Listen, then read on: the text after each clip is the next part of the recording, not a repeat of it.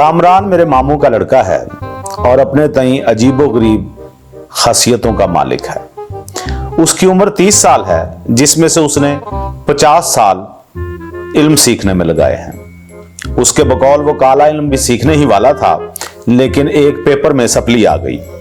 ये हैप्नोटिज्म का भी माहिर है, लेकिन इसका हैप्नोटिज्म जरा मुख्तलिफ नौइयत का है। आमतौर पर हैप्नोटिज्म के माहिर अपने मुवक्किल के सामने पेंडुलम घुमाते हैं, जिससे वो सो जाता है, लेकिन मेरे मामू का लड़का लोगों को सुलाने की बजाय पहले से भी ज्यादा होशियार कर देता है। ये पेंडुलम उनकी पुड़पुड़ी पर मारता है, जिससे सामने वाला बंदा कर्बनाक चीख मारकर बौंतर जाता है। दुनिया का हर नामुमकिन काम मेरे मामू के लड़के ने किया हुआ है। मसलन पिछले दिनों उसने एक तस्वीर फेसबुक पर शेयर की, जिसमें ये न्यूयॉर्क में एफल टावर पर चढ़ा हुआ है। इससे पहले भी ये जर्मनी में एहराम मिस्र की सैर कर चुका है। हैरत अंगेज तौर पर इसका पासपोर्ट तो नहीं बना, लेकिन ये आधी से ज्यादा दुनिया देख चुका है। इसके बकौल जिन्नात इसे मुख्तलिफ ममालिक की सैर भी कराने ले जाते हैं। तो मैंने कहा कभी कोई जिन तुम्हें कोकाफ की सैर कराने के लिए भी लेकर गया?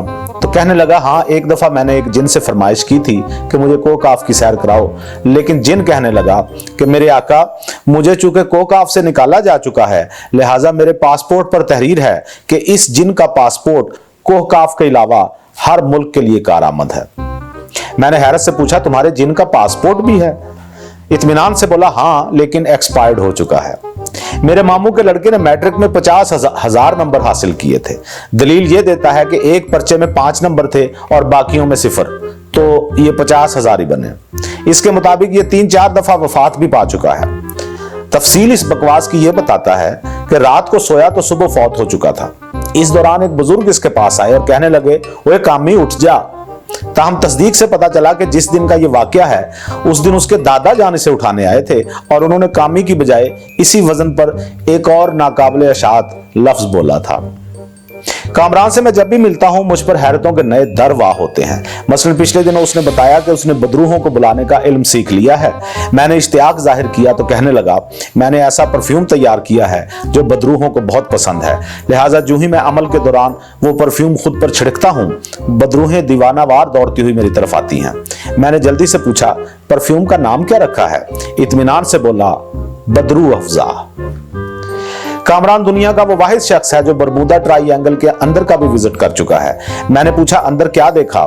झुरझुरी लेकर बोला, भाईजान कुछ ना पूछें, अंदर जदीद तरीन मखलूक थी और 5000 GB स्पीड का वाईफाई लगा हुआ था।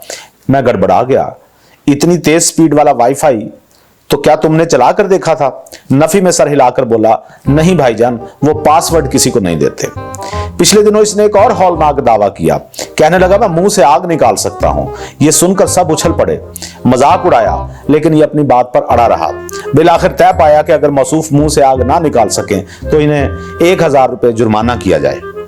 ये फौरन मान गया और कहने लगा, पहले मैं 10 मिनट का अमल करूंगा, इस दौरान बिल्कुल खामोशी रहनी चाहिए, फिर मैं एक गोल दायरा बनाऊंगा, लेकिन कोई इसके अंदर ना आए, और सबसे आखिर में मुझे गरम गरम दूध का एक गिलास चाहिए होगा। दूध पीते ही मैं मुंह से आग निकाल कर दिखाऊंगा, और अगर ऐसा ना कर सका तो 1000 रुपए जुर्माना दूंगा। तजवीज अच्छी थी, लिहाजा फौरी तौर पर हामी भर ली गई। किबला ने सबसे पहले अपना अमल शुरू किया। इस दौरान हम सब दम साधे इसे देखते रहे। अमल खत्म हुआ तो इसने कमरे के दरमियान में एक गोल दायरा बनाया और इसके अंदर निहायत एहतियात से बैठकर दूध की डिमांड की। फौरी तौर पर गरम गरम दूध का गिलास पेश किया गया। मौसूफ ने एक ही घूंट में दूध खत्म किया और डकार मारते हुए बोले, अब गौर से देखना, मैं मुंह से आग निकालूंगा। इतना कहा और बुलंद आवाज बोले, आग, और मुकाबला जीत लिया।